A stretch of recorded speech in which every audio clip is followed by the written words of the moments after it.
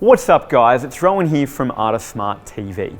One of the things that can cause constant stress in HSC English is having to find related texts. Right, it's hard enough to just understand your own text, let alone find another text that somehow is related to it. Right, how do you pick one that covers the same ideas in an interesting way? How do you pick one that's sufficiently different from all of your peers to help you stand out? How do you pick one that has enough literary merit? The questions go on, and so does the anxiety. So what we're going to be covering in this video is a step-by-step pathway that you can use to pick an amazing related text. We're going to look at a couple of cool tricks and tests that you can use, moral of the story, one-word descriptions. We're going to dive into the different text types that you need to think about. And finally, we're also going to help you with a couple of hacks to identify whether or not your related text has sufficient literary merit. Let's jump in and find out.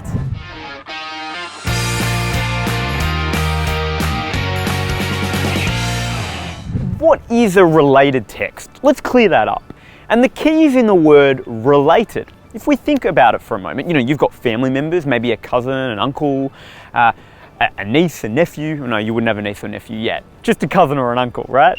And so the point is that there's going to be things that you have similar to them. Maybe you've got, a similar smile, a similar nose, bushy eyebrows, whatever it is. There's similarities, but you guys aren't exactly the same, right? So you're not twins.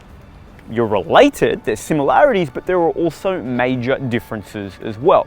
And so when we think about a related text, that's what we're looking for. We're looking for a text that has similarities, key features that are similar to your prescribed text, but also that will have key differences as well. That's really, really critical. So that's a related text. That's what is it.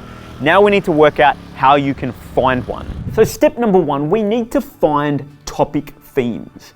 So if we're trying to find a related text, we need to first look at your prescribed text and go, well, okay, what is it about? What are the key ideas or themes?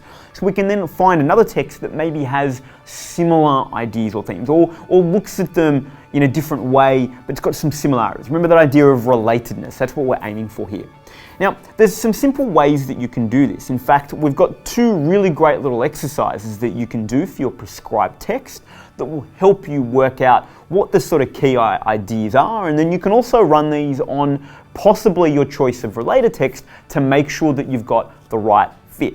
So importantly, what is a theme? Well, a theme is essentially an idea, right, that reoccurs or pervades a piece of art or literature. So it's about the idea of repetition, right? You're seeing it through the text. That's what we've got to try to uncover in your prescribed text. So sort of test number one is really simple. It's called, what is the moral of this story?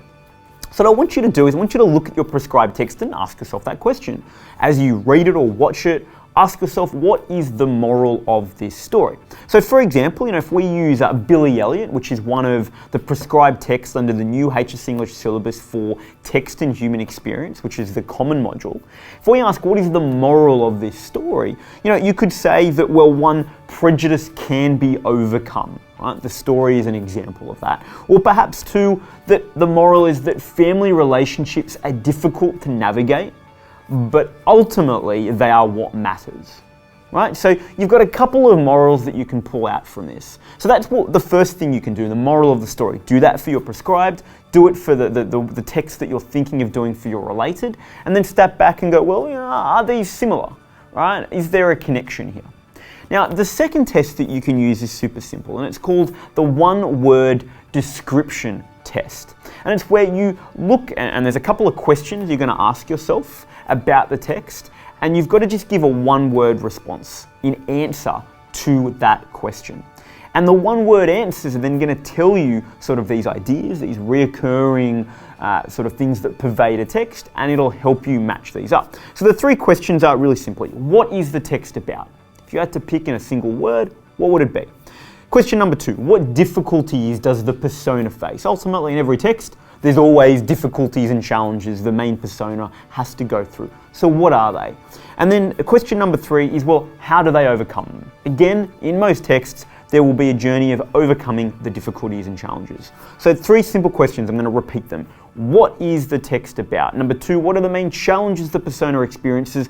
And number 3, how do they overcome them? So once again, let's apply this to Billy Elliot so we can see how we can get some ideas and themes out of Billy Elliot through applying this framework. So, what is Billy Elliot about? Well, yes, it's about a kid dancing, but ultimately it's more than that. It's about breaking tradition. Cool. What difficulties does Billy face? Well, gender stereotypes, prejudice, and navigating family relationships. And then how does Billy keep going? How does he overcome these challenges? Well, he takes risks, he has determination, and he's got courage. So all of a sudden what we've just found here is we've got a much bigger list now of possible themes and ideas. We've got tradition, gender stereotypes, prejudices, family, risk-taking, determination, courage. So you can see that through putting it through these 2 really quick, easy little tests, we've got a list now of ideas or themes from your prescribed text. Now what I want you to go and do is do the same thing for your potential choice of related text, and then sit back and take a look at them and go, do these actually match? Are these as related as I thought, or have I been kidding myself? So guys, that is the first step. You've got to find your topic themes from both your prescribed and in time your related text. So step number 2, you've got to think carefully about your text type that you choose for your related text. Now honestly, it's an area that I find that students often don't give enough consideration to. The default is, well, I'm just going to pick a movie, right? And that's just because it's easy in most cases. But the point is, choosing your text type is important because it's going to influence the quality of analysis that you can do. The ability for you to contrast, right, the ways in which maybe the key ideas are expressed and explored in different ways between your 2 texts. So there are a bunch of different text types that you should consider. We've got movies or films, we've got short films, short stories, we've got poems, we've got plays, we've got potentially, dangerous, but you could go songs, right? Potentially as well, web pages or new sort of digital mediums of texts. Again, some of these are ones that, are ones that you may stay away from a little bit more than others, but the point is there's a huge range of different text types that you could use. Now, a couple of guiding principles here to think about as you go through and evaluate which text type you're going to use. The first one is always pick a different text type to your prescribed text. This way you can showcase your understanding of a different text type, the literary techniques that you might use, and so you can get a better compare and contrast across the 2 of them. That's really, really powerful. The second ground rule that you want to keep in mind here is, where possible, try to avoid a movie. Now, unless you've got a play or you've got a novel, and a movie does actually showcase and contrast, then great. But often we go to movies because they're easy and everyone else does as well. And so a simple rule of thumb here is if you avoid picking a movie, you're going to pick a more sophisticated text that's going to stand out more compared to your peers, and that's going to be beneficial. So the 2 ground rules, remember, are pick a different text type to your core text, and if you can, don't pick a movie. The third step in picking a kick-ass related text is to understand the literary merits of a work. Now you might be thinking, literary what? But really simply, all we're talking about when we talk about literary merit is an idea that works of fiction, and certain works of fiction, have aesthetic value. Now I know that's super subjective. Basically we're trying to say that certain texts, certain works of fiction, have this inherent beauty within them in the way in which they might be constructed and presented. And so you want to make sure that you're picking one of these texts. Now, most of the time it is, a classic work of fiction. It's a work of fiction that has stood the test of time, right? Regardless of the context and the time, we still look at it and appreciate it for the aesthetic value within it. So you need to make sure that one of your related texts actually, the choice of your related text ticks this box. Right, you want to make sure that it's got aesthetic value.